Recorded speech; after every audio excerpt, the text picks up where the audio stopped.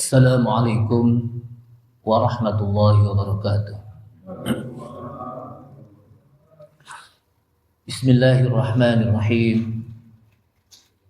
Alhamdulillahi hamdan katsiran thayyiban mubarakan fi kama yuhibbu rabbuna wa yarda.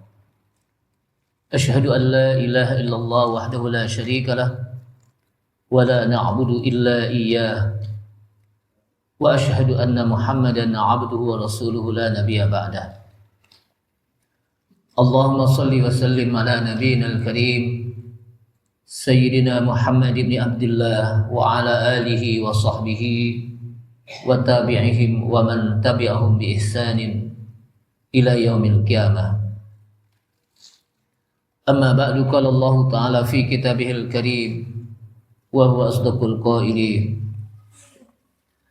يا أيها الذين آمنوا اتقوا الله حق تقاته ولا تموتن إلا وأنتم مسلمون يا أيها الذين آمنوا اتقوا الله وقولوا قولا سديدا يصلح لكم أعمالكم ويغفر لكم ذنوبكم ومن يطع الله ورسوله فقد فاز فوزا عظيما. وقال رسول الله صلى الله عليه وسلم فإن أصدق الحديث كتاب الله تعالى وخير الهدى هدى محمد صلى الله عليه وسلم وشر الأمور محدثاتها وكل محدثة بدعة وكل بدعة ضلالة وكل ضلالة في النار. معاشر المسلمين rahimani Allah wa rahimakum, hadirin jamaah Masjid Al-Munawwar yang mudah-mudahan dirahmati Allah Subhanahu wa taala. Kita awali kajian kita dengan memanjatkan puji syukur kita kepada Allah Subhanahu wa taala yang telah memberikan taufik dan hidayahnya kepada kita sekalian, sehingga dengan taufik dan hidayahnya kita sama-sama bisa kembali hadir di majelis yang mulia ini, di Baitun min Buyutillah, dengan kajian tauhid yang mudah-mudahan dengan kita hadir di sini dan mempelajari tauhid, ilmu tauhid, Allah Subhanahu wa taala memberikan kekuatan iman dan Islam kita dan mati dalam keadaan iman dan Islam. Salawat serta salam tak lupa kita sampaikan kepada Nabi kita Nabi Muhammad sallallahu alaihi wasallam beserta para keluarganya, para sahabatnya, para pengikutnya yang senantiasa istiqamah di dalam menjalankan sunnah-sunnahnya. Ma'asyiral muslimin, a'azzani Allah wa iyyakum, kaum muslimin yang mudah-mudahan dimuliakan Allah Subhanahu wa taala. Mengimani Allah Subhanahu wa taala juga wajib bagi kita untuk mengimani nama-nama dan sifat-sifat Allah Subhanahu wa taala. Nama-nama Allah Subhanahu wa taala yang al-husna ini menunjuki tentang sempurnanya sifat Allah Subhanahu wa taala. Jadi nama-nama Allah Subhanahu wa taala yang al-husna, yang baik, yang indah, itu menjelaskan tentang betapa sempurnanya sifat-sifat Allah Subhanahu wa taala. Hadhil asmaul karimah, jadi nama-nama Allah Subhanahu wa taala yang mulia bukan hanya sebatas nama, tapi juga memiliki makna dan sifat. Jadi Allah Subhanahu wa taala memiliki nama. Nah, nama itu menunjuki tentang bagaimana kedalaman makna dan sifatnya. Bukan hanya sekedar nama, tapi di situ ada makna dan sifat yang sempurna. Dan nama-nama Allah SWT yang mulia menunjuki bagaimana makna yang besar dan sifat yang agung. Sehingga setiap nama-nama Allah SWT memiliki makna masing-masing. Seperti Allah SWT bersifat Ar-Rahman, Ar-Rahim. Ketika kita mengatakan Bismillahirrahmanirrahim, dengan nama Allah yang Ar-Rahman dan yang Ar-Rahim. Nah, ketika seseorang mengatakan Ar-Rahman Ar-Rahim, Allah yang Ar-Rahman Allah yang Ar-Rahim, Allah Subhanahu wa taala yang Ar-Rahim, ini menunjuki bahwa kedua sifat itu adalah rahmat. Mengandung rahmat Allah Subhanahu wa taala. Ketika Allah Subhanahu wa taala menyebutkan As-Sami wal Basir. Jadi Allah Subhanahu wa taala memiliki sifat As-Sami wal Basir. Ini menunjuki bahwa Allah mendengar dan melihat. Jadi bukan hanya sekedar nama, tapi juga apa? Mengandung makna dan sifatnya. Allah Subhanahu wa taala Al-Alim. Menunjuki betapa Allah Subhanahu wa taala itu al-ilmu wasi'un, memiliki kepengetahuan ilmu yang sangat luas. Al-Karim, Allah Al-Karim, Al-Karam, memiliki apa? Kemuliaan. Ar-Razzaq, Allah Subhanahu wa taala pemberi rezeki. Al-Khaliq, Allah Subhanahu wa taala yang menciptakan. Jadi ini masing-masing memiliki apa? Nama dengan makna dan kandungan makna serta sifat-sifatnya yang sangat sempurna. Jadi bukan hanya sekedar nama saja.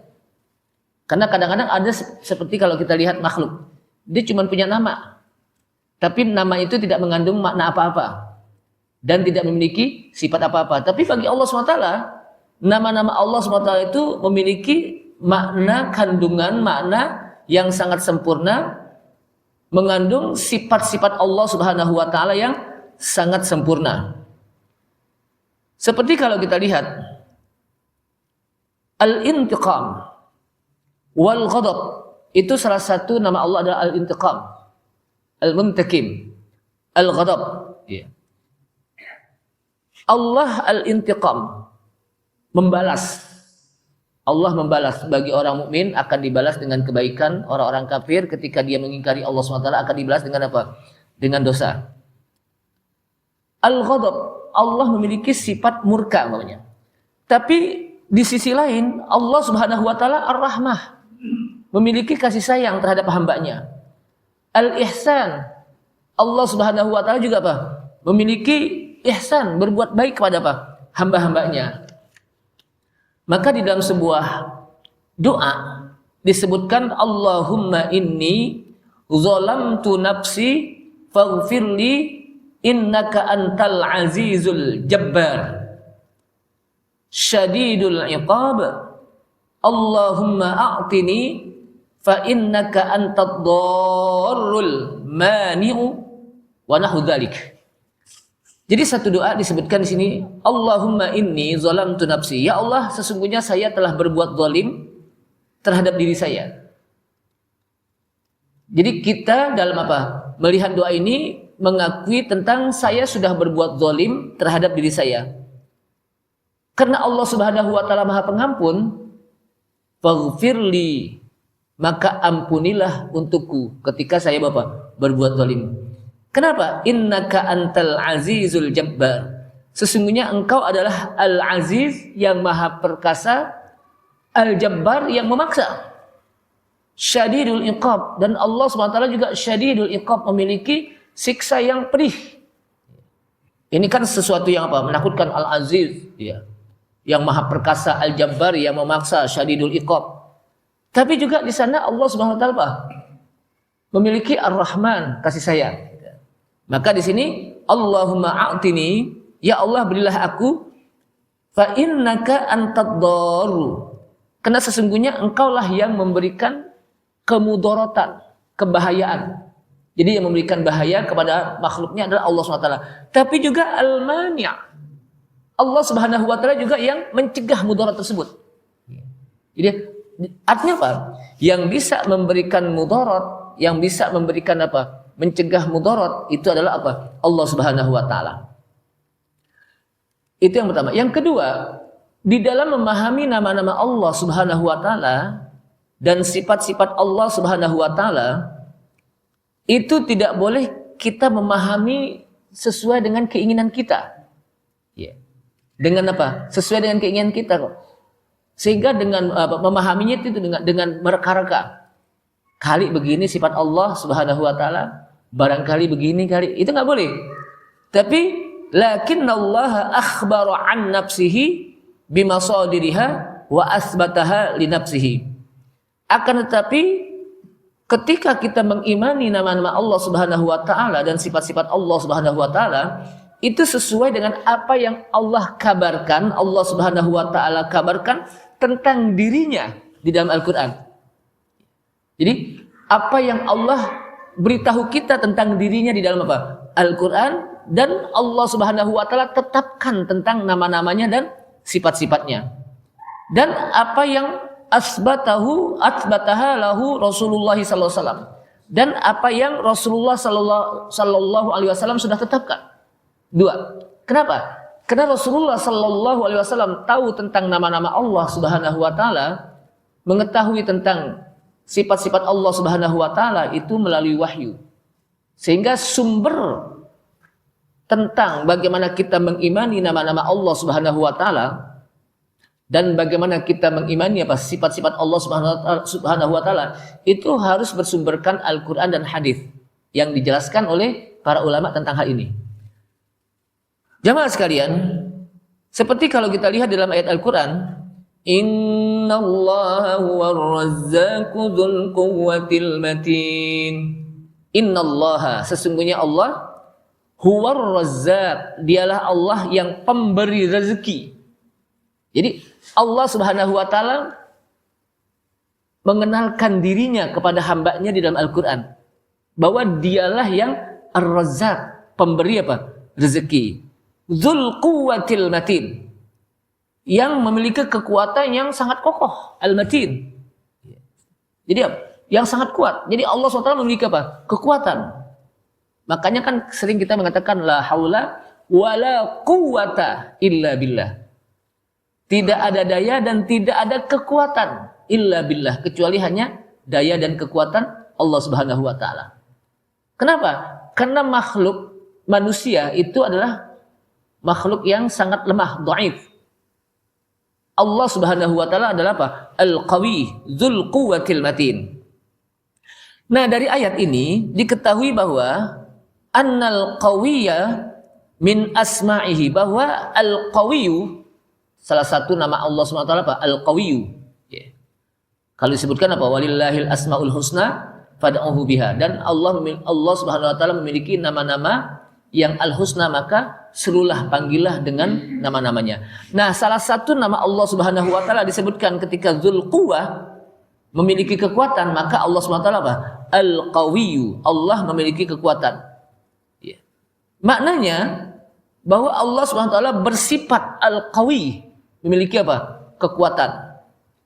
Falillahil izzatu jami'ah, maka milik Allah lah al-izzah, keperkasaan semuanya itu milik Allah Subhanahu wa taala. Al-Aziz adalah salah satu sifat Allah Subhanahu wa taala, Al-Aziz. Kenapa? Karena Allah Subhanahu wa taala memiliki al-izzah, kekuatan. Tidak ada yang bisa menetapkan bagaimana Allah Subhanahu wa taala memiliki kekuatan dan izzah, keperkasaan, kecuali Allah Subhanahu wa taala menyebutkan bahwa namanya itu adalah Qawiyan. Allah Maha Kuat. Allah Subhanahu wa taala Maha Kuat. Kemudian kita melihat para ulama membagi sifat Allah Subhanahu wa taala membagi dua. Pertama dikenal dengan as-sifatul dzatiyah, sifat zat Allah Subhanahu wa taala. Yang kedua as-sifatul fi'liyah, sifat di mana Allah melakukan sesuatu. Fi'liyah itu bekerja, melakukan sesuatu. Seperti kalau kita lihat sifat zatiyah Allah Subhanahu wa taala, Allah Subhanahu wa taala Al-Alim, Maha mengetahui. Berarti Allah Subhanahu wa taala mengetahui, Al-Ilmu gitu. Allah Subhanahu wa taala Al-Qadir, zatiyahnya Maha kuasa. Berarti Allah Subhanahu wa taala Qudrah, berkuasa gitu. Allah Subhanahu wa taala As-Sami', Maha mendengar. Berarti Allah SWT mendengar. Jadi zat dan sifat tidak bisa dipisahkan. Antara zat dan sifat tidak bisa dipisahkan. Kenapa? Ketika Allah SWT Maha Kuasa, berarti Allah berkuasa. Ketika Allah Subhanahu wa taala Maha mendengar, berarti Allah SWT mendengar. Ketika Allah SWT bersifat As-Sami'a Al-Basir, Maha melihat, berarti Allah SWT melihat. Jadi antara zat dan sifat apa? Tidak bisa dipisahkan. Yang kedua adalah as-sifatul fi'liyah. Sifat fi'li di mana Allah SWT melakukannya seperti dalam ayat Al-Qur'an Ar-Rahmanu 'alal arsy istawa. Allah berada di arasy, al-istiwa, ya. Itu fi'liyah Allah. Nah, untuk mengimani nama-nama Allah Subhanahu wa taala dan memahami nama-nama Allah Subhanahu wa taala dan sifat-sifat Allah Subhanahu wa taala, itu jangan kita ukur dengan kekuatan akal kita. Jangan kita menggunakan dimensi makhluk.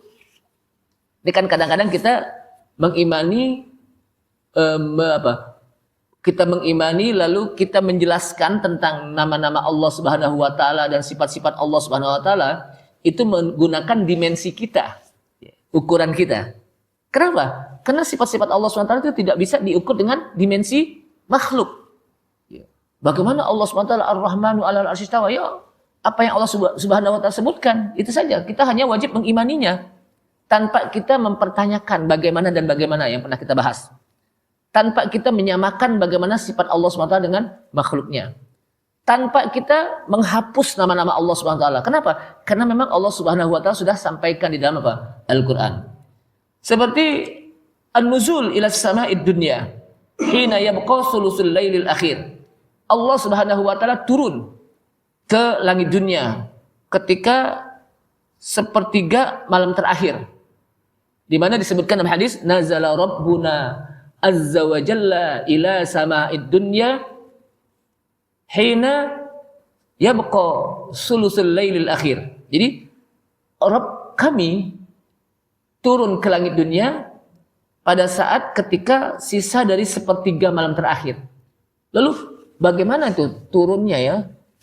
Kita jangan mengukur dengan dimensi otak kita. Jangan kita ukur dengan dimensi makhluk. Karena kalau kita pakai ukur dimensi makhluk, malam di setiap negara itu kan beda. Kalau gitu terus turun. Kenapa? Karena malam kan banyak. Nanti di sini malam, di sana masih siang. Kalau di sini udah siang, di sana malam. Jadi nggak begitu. Itu kan ukuran apa? Dimensi kita. Jadi bagaimana? Wallahu a'lam, kita serahkan saja kepada Allah SWT. Kenapa? Karena dimensi otak kita itu tidak mampu untuk memikirkan bagaimana kekuasaan dan kebesaran Allah Subhanahu wa taala. Yang wajib kita imani adalah mengimaninya saja apa yang disebutkan oleh Allah Subhanahu wa taala dalam ayat Al-Qur'an dan apa yang disampaikan oleh Rasulullah sallallahu alaihi wasallam dalam hadisnya. Itu yang wajib kita imani tanpa kita menggunakan dimensi-dimensi otak kita. Tanpa kita menggunakan pendekatan rasio kita. Karena kalau sudah masuk kepada pendekatan rasio akan memunculkan keraguan dalam diri kita terhadap Allah Subhanahu wa taala. Kenapa? Karena ukurannya ini bukan masalah apa? Bukan ukuran manusia, tapi ukuran Allah Subhanahu wa taala. Contohnya saja ketika Rasulullah sallallahu alaihi wasallam di Isra dan dimi'rajkan ya, dari Masjidil Haram, subhanalladzi asra bi'abdihi lailan minal masjidil harami ilal masjidil aqsa ila akhir ayat. Maha suci Allah yang telah memperjalankan hambanya. Yang disebut hamba di sini adalah Rasulullah SAW, Nabi kita, Nabi Muhammad SAW. Dari mana? Minal Masjidil Haram. Lailan, pada malam hari. Diperjalankan itu pada malam hari. Dari Minal Masjidil Haram, dari Masjidil Haram, di mana Masjidil Haram? Di Mekah. Ilal Masjidil Aqsa di Palestina. Kemudian Allah Subhanahu wa taala perjalankan lagi dari Palestina, Masjidil Aqsa di Palestina ke langit, menembus langit dan sampai ke Sidratul Muntaha. Nah, ini kalau kita menggunakan dimensi rasio kita, pendekatan otak kita itu tidak akan mampu. Sehingga yang penting bagi kita adalah bagaimana kita hanya mengimaninya saja. Yang penting bagi kita mengimaninya bahwa ini dijelaskan oleh Allah Subhanahu wa taala. Ini dijelaskan oleh Allah Subhanahu wa taala. Kalau Allah Subhanahu wa taala yang menjelaskan dan Rasulullah sallallahu alaihi wasallam yang menyampaikan kepada kita di dalam hadisnya, wajib kita imani tanpa kita mempertanyakan. Tanpa kita mempertanyakan. Inilah yang disebut dengan sami'na wa ata'na. Kami dengar dan kami taati. Udah selesai. Kenapa? Karena Al-Qur'an pasti benar. Apa yang disampaikan oleh Rasulullah sallallahu alaihi wasallam juga pasti benar. Itu apa? Mengimani apa yang dia tentang nama-nama Allah Subhanahu wa taala dan sifat-sifat Allah Subhanahu wa taala. Seperti kalau kita lihat bagaimana mengimani tentang surga dan neraka, kan kita belum ke sono. Ini gitu. Ya karena memang disampaikan oleh Allah SWT ada surga nanti. Dan itu sudah disediakan oleh Allah SWT, u'iddat lil muttaqin. Telah disediakan oleh Allah SWT surga tersebut bagi orang-orang yang bertakwa. Ya. Apakah ada? Ada. Kenapa? Karena Allah SWT sudah sampaikan gitu. Lalu bagaimana? Itu kan dimensi kita. Jadi jangan, kalau masalah keimanan, ketauhidan, jangan sekali-sekali kita menggunakan pendekatan rasio kita. Ketika Allah SWT sudah sampaikan, Rasulullah SAW sudah sampaikan, amantu billah. Wajib kita hanya untuk apa? Beriman saja, tanpa kita mempertanyakan. Jamaah sekalian rahimakumullah. Salah satu sifat Allah yang dzatiyah adalah wa huwa ala kulli syai'in qadir. Dialah Allah atas setiap apa saja qadir, maha kuasa. Allah Subhanahu wa taala maha. Innallaha ala kulli syai'in qadir. Sesungguhnya Allah atas setiap sesuatu maha kuasa. Wa kana Allahu ala kulli syai'in muqtadira. Dan adalah Allah atas setiap sesuatu muqtadira, sangat berkuasa. Qul huwal qadiru ala ayyab'atsa 'alaikum 'adzaban min fawqikum aw min tahti arjulikum. Katakanlah, dialah Allah yang maha kuasa untuk bisa menurunkan atas kamu azab dari langit, dari atas atau dari bawah kaki kita. Jadi Allah SWT maha mampu untuk menurunkan azab dari atas langit ke bawah atau dari apa? Bumi. Kenapa? Karena Allah SWT Al-Qadir. Innahu ala raj'ihi laqadir. Sesungguhnya Allah maha kuasa untuk mengembalikan jasad kita yang sudah dimakan oleh tanah dan sudah menjadi tulang belulang dan sudah berserakan. Allah Subhanahu wa taala maha mampu untuk mengembalikan. Kita lihat bagaimana Nabi Allah Ibrahim alaihissalam,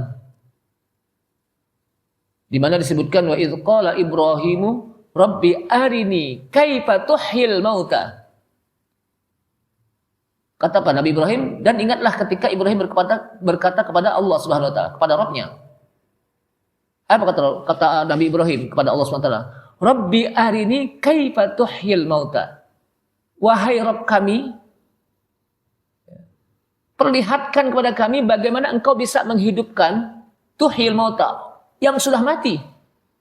Bagaimana kamu bisa menghidupkan yang sudah mati? Kemudian Nabi Ibrahim diperintahkan untuk mengambil 4 jenis burung. 4 jenis burung ini dicincang-cincang. Itu dijelaskan dalam ayat Al-Quran di surat Al-Imran. Habis cincang-cincang masing-masing itu ditaruh di satu bukit, masing-masing dengan berjauhan. Kemudian Allah Subhanahu wa taala memperlihatkan bagaimana Allah Subhanahu wa taala menghidupkan kembali burung-burung yang sudah dicincang-cincang oleh Nabi Ibrahim. Artinya apa? Allah Subhanahu wa taala maha kuasa, maha mampu. Nah, kita pun nanti begitu. Ketika kita sudah menjadi tulang belulang di kuburan nih. Di kuburan apa? Kita sudah menjadi tulang belulang, sudah berserakan, daging kita sudah pada rontok. Nanti ketika kita dibangkitkan oleh Allah Subhanahu wa taala dari kubur, ya, yang dikenal dengan Yaumul Ba'si, hari di mana manusia akan dibangkitkan dari kubur, Allah Subhanahu wa taala kembalikan lagi ruh kita ke jasad kita. Dan jasad kita apa? Seperti semula lagi. Jasad kita apa? Seperti apa? Semula lagi. Kenapa? Karena Allah SWT maha kuasa. Jangankan belum ada alam, kemudian Allah SWT ciptakan alam, itu saja apa? Allah Subhanahu wa taala maha kuasa, apalagi yang sudah ada. Apalagi apa? Yang sudah ada. Dan ini wajib kita imani. Wa ma kana Allahu liyu'jizahu min syai'in fis samawati wala fil ardi innahu kana aliman qadira. Dan Allah Subhanahu wa taala, dan tidaklah Allah ada yang mampu untuk melemahkan Allah. Jadi tidaklah ada yang mampu untuk bisa melemahkan Allah Subhanahu wa taala Baik yang di langit maupun yang di bumi. Gak ada yang mampu. Ketika Allah SWT ingin menciptakan alam, maka gak ada yang mampu untuk apa? Menahan.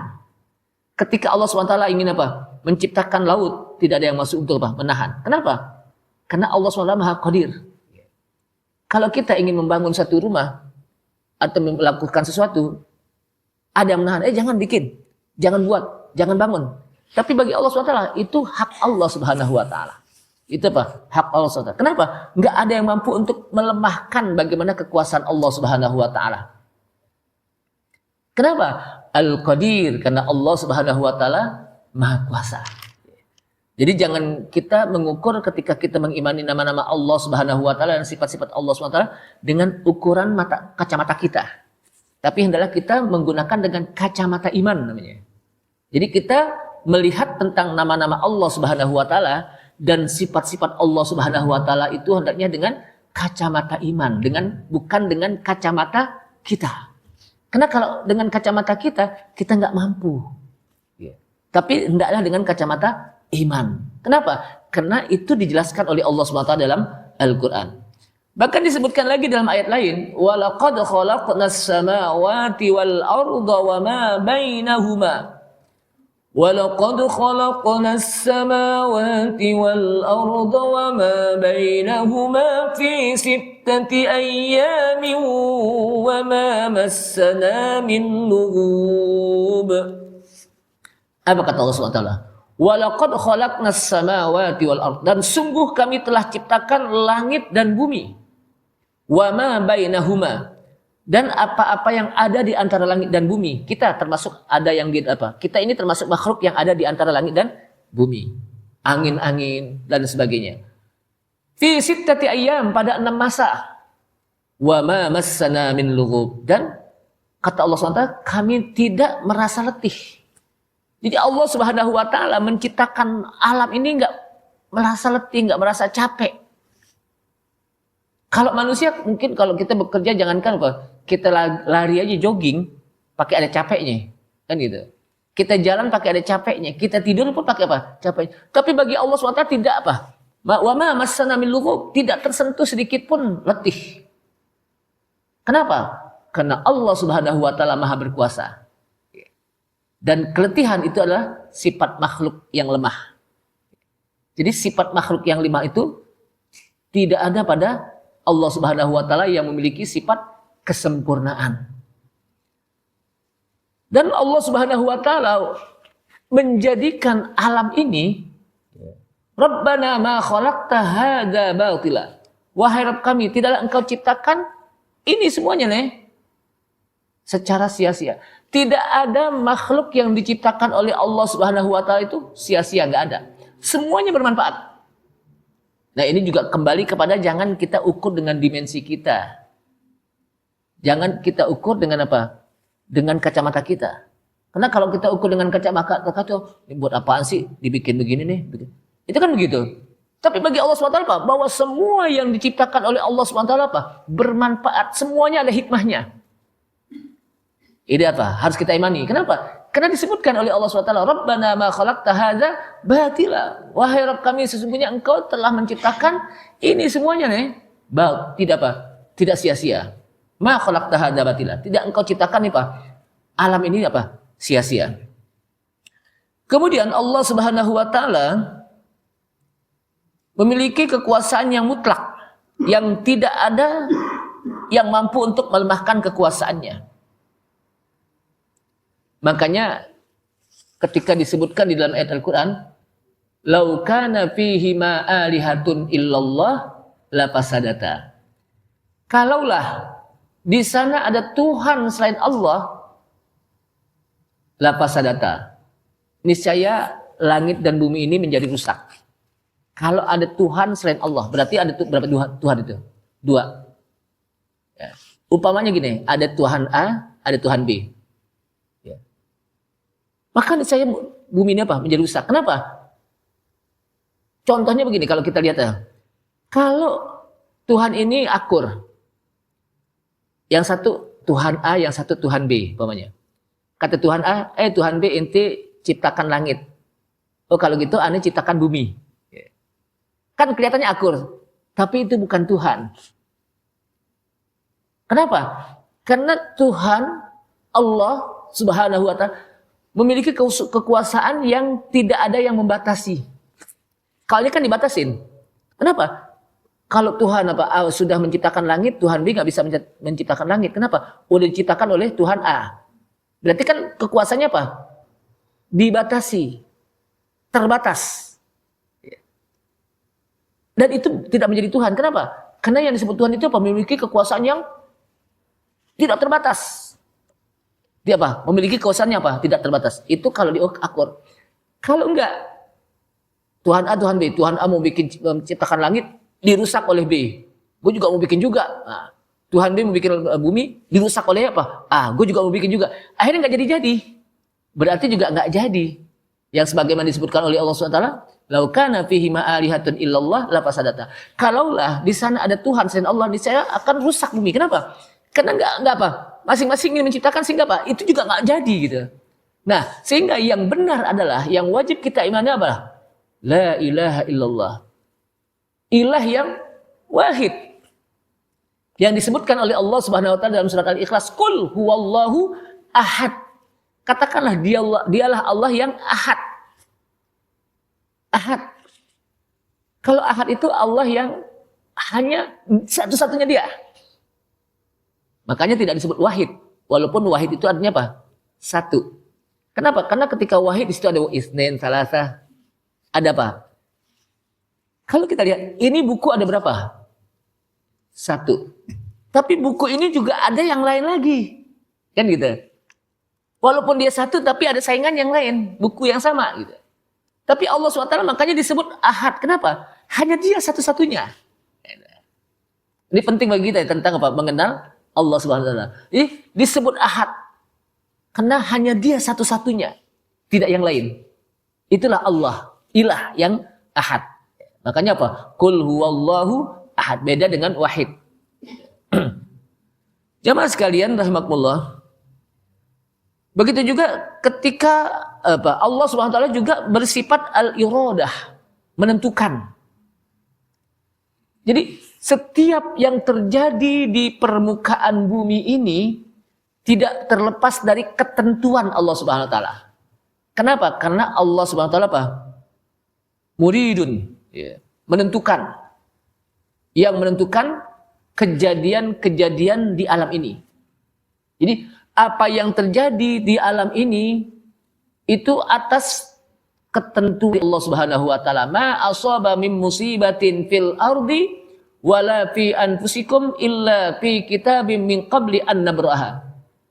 Tidaklah ada satu yang menimpa min musibatin fil ardi, tidak ada satu yang menimpa di permukaan bumi, wala fi anfusikum, dan juga yang menimpa dalam diri kalian, illa fi kitabin min qabli an nabraha. Kecuali itu sudah ditentukan oleh Allah Subhanahu wa taala, sudah dicatat oleh Allah Subhanahu wa taala sebelum Allah Subhanahu wa taala menciptakan alam ini.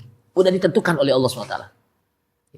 Sehingga ketika terjadi, ya kita wajib imani bahwa itu bagian dari ketentuan Allah Subhanahu wa taala.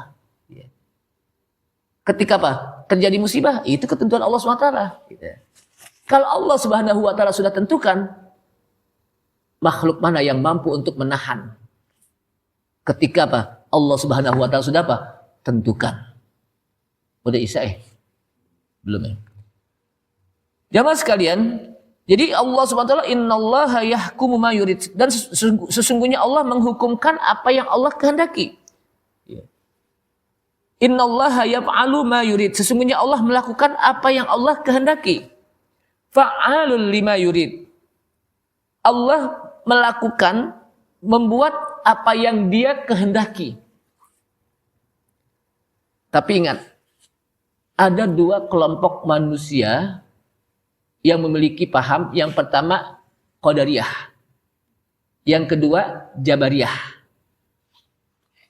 Orang-orang Jabariyah mengatakan, karena Allah Subhanahu wa taala sudah menentukan apa yang terjadi di permukaan bumi, udah deh kalau gitu kita pasif aja. Kenapa? Toh kalau kita melakukan sesuatu ya udah ditentukan oleh Allah. Jadi kalau kita mau nyari duit, kalau memang Allah SWT tentukan begini ya udah. Mendingan kita diam aja deh. Kenapa? Udah ditentukan kita mau ngapain aja udah apa? Ditentukan. Ini namanya Jabariyah. Ya. Jabariyah ini paham membuat manusia menjadi pasif. Dan itu nggak boleh kita. Namanya apa? Kelompok Jabariyah. Seperti seorang dalang yang memainkan wayangnya. Mau dibikinin sarah dalangnya kan gitu. Ini apa? Jabariyah. Kenapa? Karena membuat orang itu nggak mau ngapa-ngapain. Itu mau ngapain nyari duit? Udah nggak usah. Ntar juga kalau itu ditentukan Allah Subhanahu Wa Taala kaya.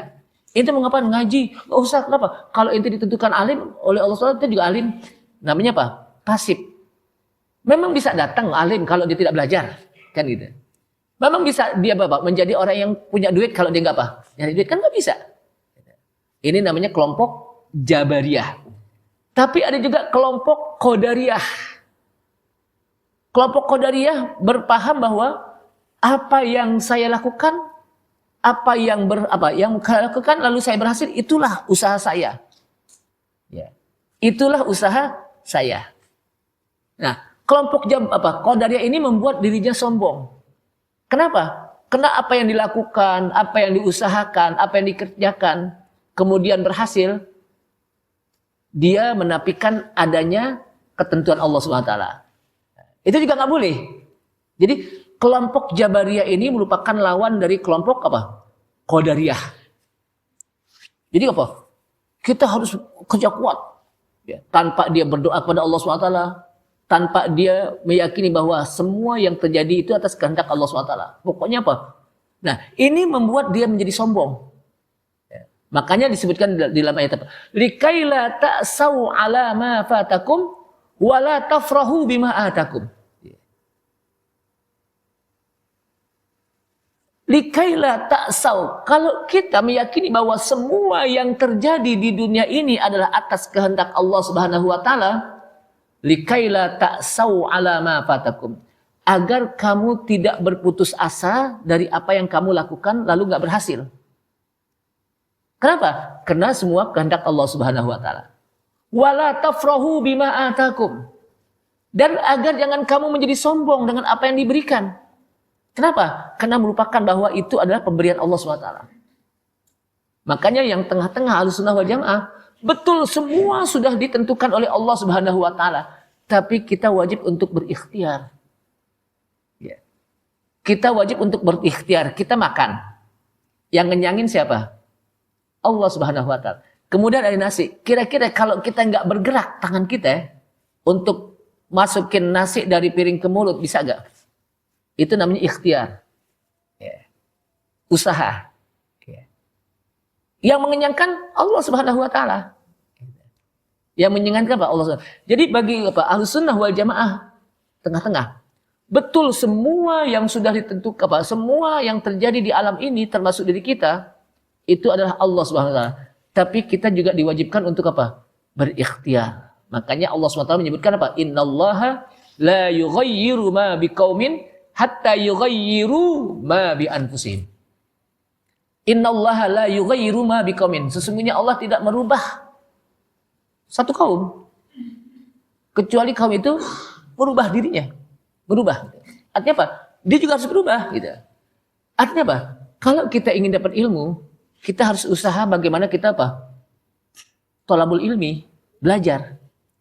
Kalau kita ingin mendapatkan harta duit, kita harus usaha apa?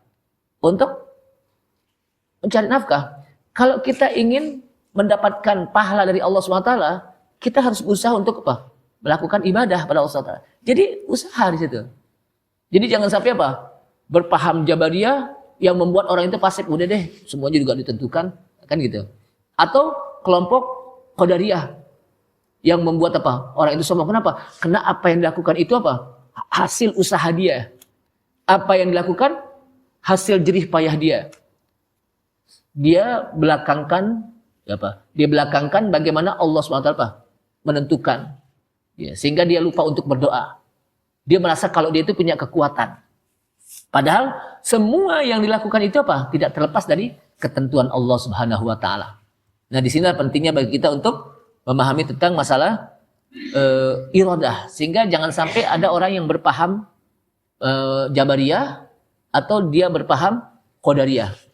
Ahlussunnah meyakini bahwa semua yang terjadi tidak terlepas dari ketentuan Allah SWT. Tapi wajib bagi kita untuk apa? Berikhtiar namanya, berusaha. Ya. Berikhtiar dan usaha dengan kita berdoa kepada Allah SWT. Ya. Nah, di sini kalau kita lihat Allah Subhanahu wa taala Maha menentukan. Ya. Jadi di sini kalau kita lihat ada iradah kauniyah, ada iradah ya. Disebutkan di sini apa? Ada iradah kauniyah, ada iradah apa? Syar'iyah. Ya. Nanti kita akan bahas pada pertemuan yang akan datang kali ya. Ini apa? Akan kita bahas karena waktunya sudah apa? Isya nih. Jadi ada iradah kauniyah, ada iradah diniyah syar'iyah. Apa itu iradah kauniyah dan apa itu iradah diniyah syar'iyah? Maka kita akan bahas pada pertemuan yang akan datang agar kita paham.